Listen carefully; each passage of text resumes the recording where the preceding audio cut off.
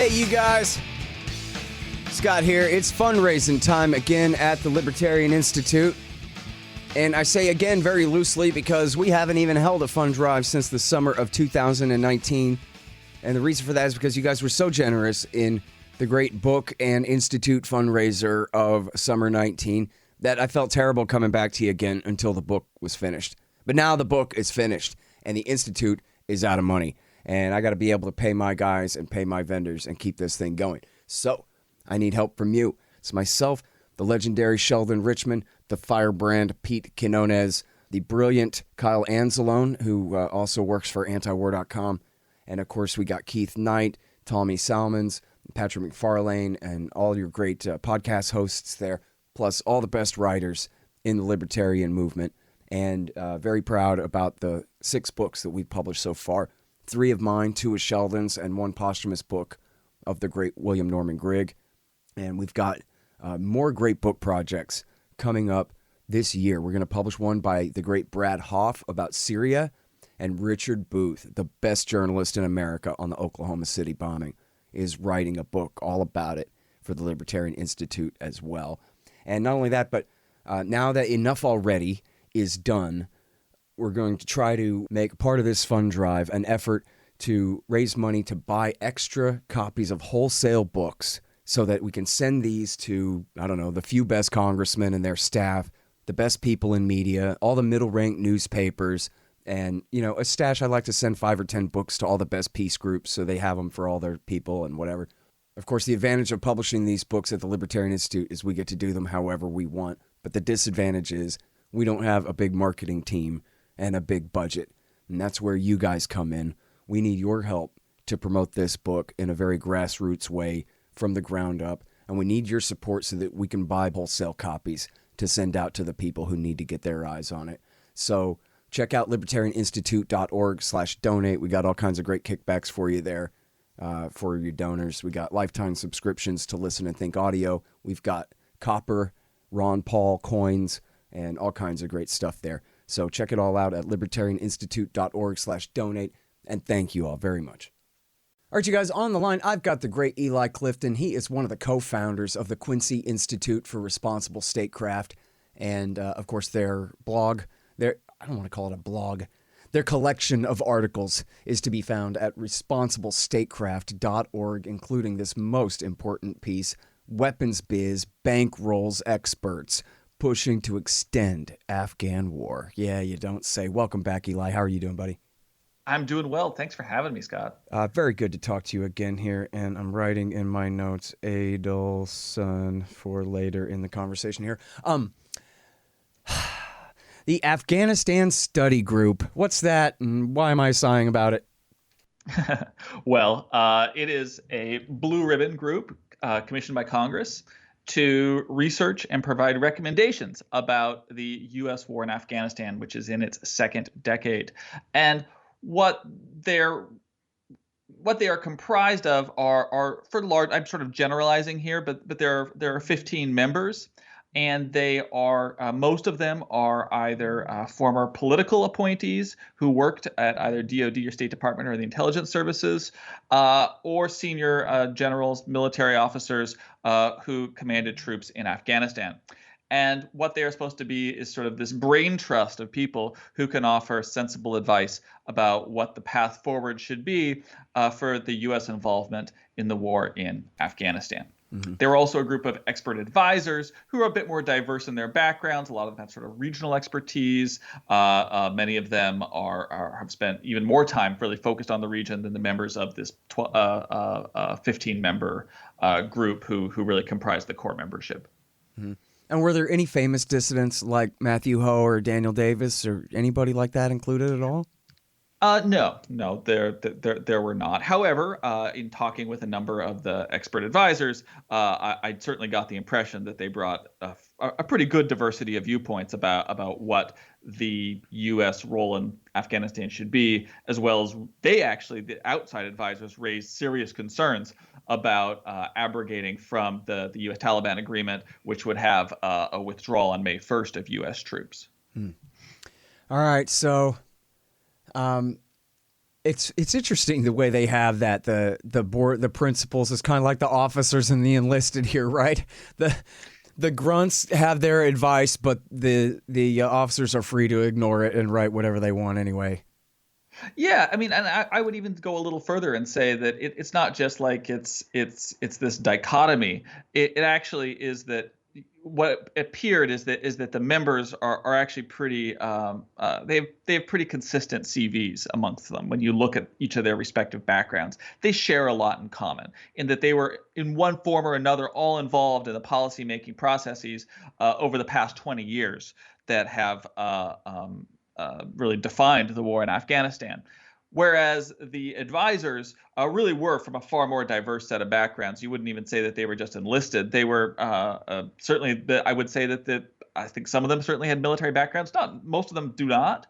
They really were a very diverse group. What I ended up focusing on was the members and the recommendations of their report. And the report recommended essentially that the U.S. find a way, one way or another, to most likely to extend the withdrawal deadline past May 1st.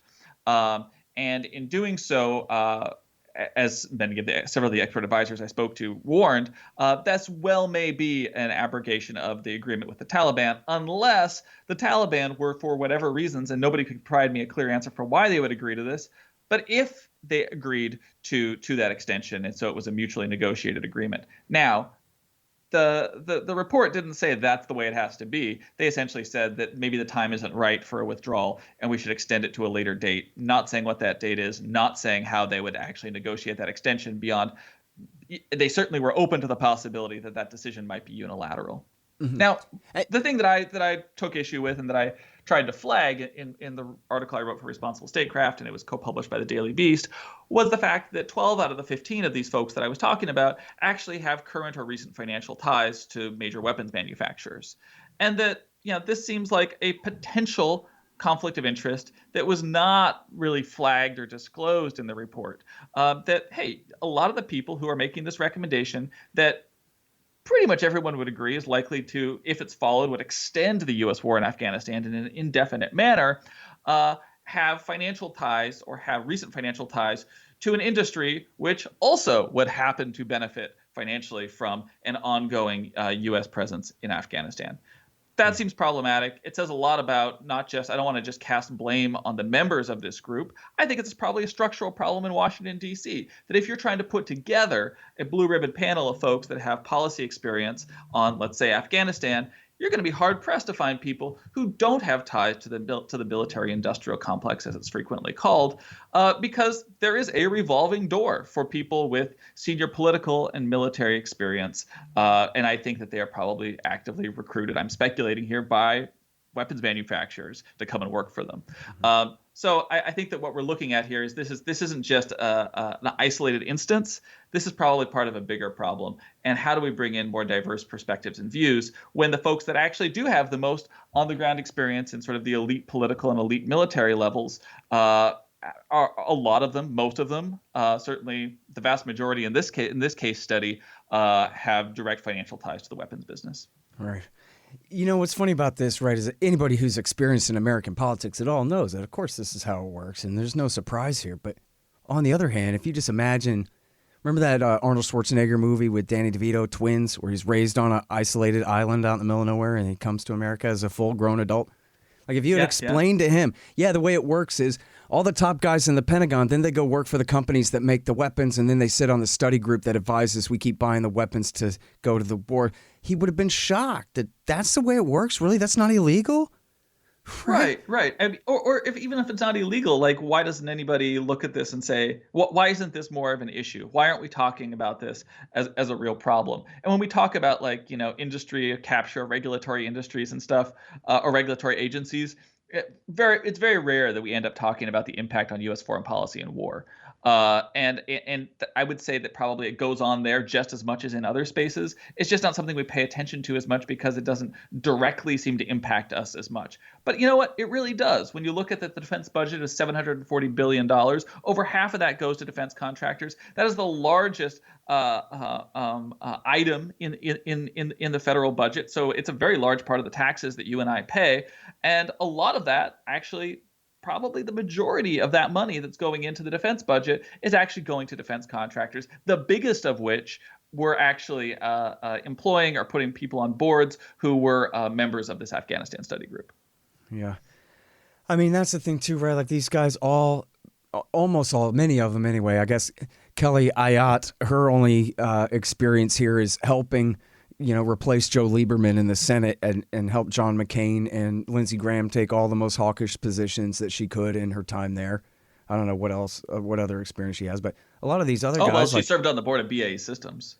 Oh, yeah. Well, there's the conflict, but I'm going for like the experience in actually implementing the war here. I mean, there's so many people who are actually responsible for losing the war. You talk about Margaret O'Sullivan, a.k.a. Megan O'Sullivan, the same lady who worked for George W. Bush, ruining everything in Iraq and in Afghanistan.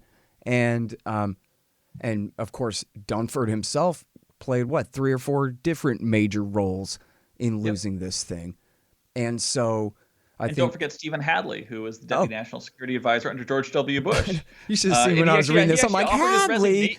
What? Yeah, Hadley offered his resignation for his part in allowing the faulty intelligence about Iraq's pursuit of WMDs.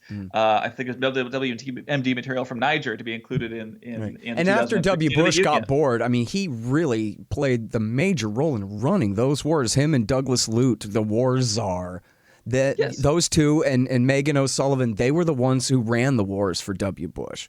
Right. And then Hadley got, again, there's this revolving door. He turned around. He joined Raytheon's board in 2010, and he's received nearly $2.6 million in cash and stock over the following years since that he was on the board.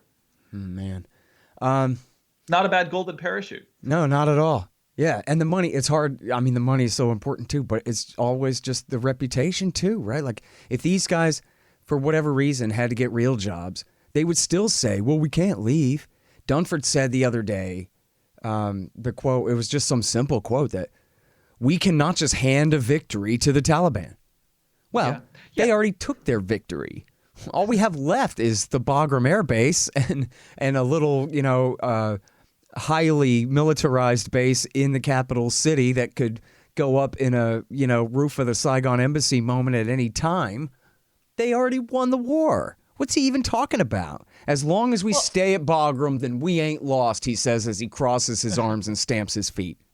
I'm really glad you raised that, Scott, because that's something that in my reporting, it's sort of hard to bring out that nuance, which is that, these people probably would have said these things and they believe it, and it probably wasn't the money that persuaded them to take these positions. The money may have gone to them because they did hold these positions. Right. But I think the really important thing you're pointing out here is that, this is always what these people have thought. They've been involved in decisions that have continually extended this war. And it seems like maybe not the best, or at least not the most interesting, to put them all on a blue ribbon panel together where they get to repeat these same things they've been saying for the past 2 decades. Maybe we do need some fresh thinking. Maybe we should recognize this war has gone on too long. They did have some people who were fresh thinkers and did have dissenting views from what has become sort of the establishment positions of the so-called blob to maintain this sort of this war until the conditions on the ground are right for a withdrawal, which sort of is an indefinite target. But those people's views don't seem to have been incorporated into the report itself. Again, a pretty good reflection in many ways of how the foreign policy establishment in Washington often does sort of become this self-reinforcing entity, despite outside evidence that these policies and these initiatives often have not been successful. Mm-hmm. Hey, y'all, Scott here. If you want a real education in history and economics, you should check out Tom Woods' Liberty Classroom. Tom and a really great group of professors and experts have put together an entire education of everything they didn't teach you in school but should have. Follow through from the link in the margin at scotthorton.org for Tom Woods' Liberty Classroom. Look here, you and I both know that what you need is some Libertarian Institute things, like shirts and sweatshirts and mugs and stickers to put on the back of your truck and to give to your friends too that say Libertarian Institute on them, so that everyone will know the origins of your oppositional defiant disorder and where they can listen to all the best podcasts. So here's what you do. Go to libertasbella.com And look at all the great Libertarian Institute stuff they've got going there. Find the ad in the right-hand margin at libertarianinstitute.org. libertasbella.com.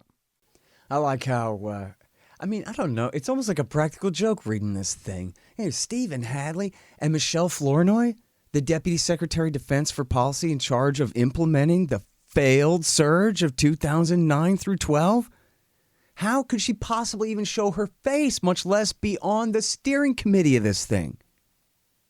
Yeah, I mean, I think it's again, it's getting these folks who have definitely taken heat outside the Beltway, and I think it's really important to contextualize this. That when you or I look at this, we say, hey, seems kind of problematic. You have a bunch of people who, frankly, kind of seem to think very much alike.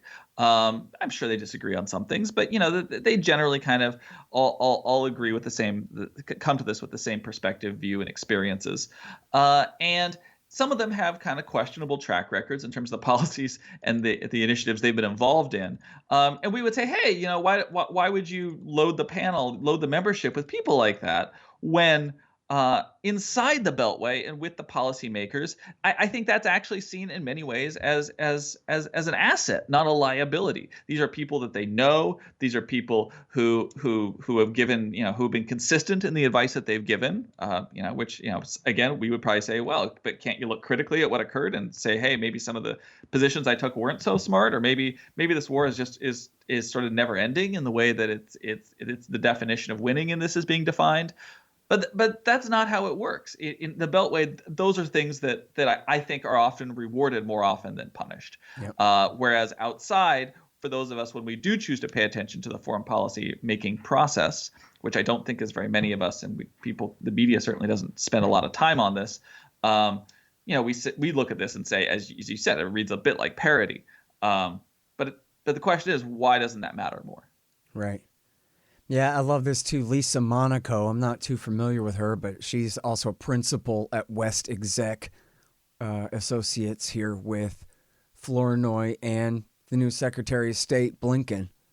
That's right. And this really is like if you were writing a novel where you were exaggerating the hell out of how all of this works, it would read just like this article. It's great. This very hard news, straight reporting article that you've done here. Yeah, and again, not to focus on the money too much, but again, West Exec had Boeing as a client. They may still have Boeing as a client. This was disclosed when Blinken was coming up for confirmation. So, again, there's just this consistent trend of, I actually agree with you, and I'm concerned that people draw the conclusion that, oh, well, the money changed these people's minds.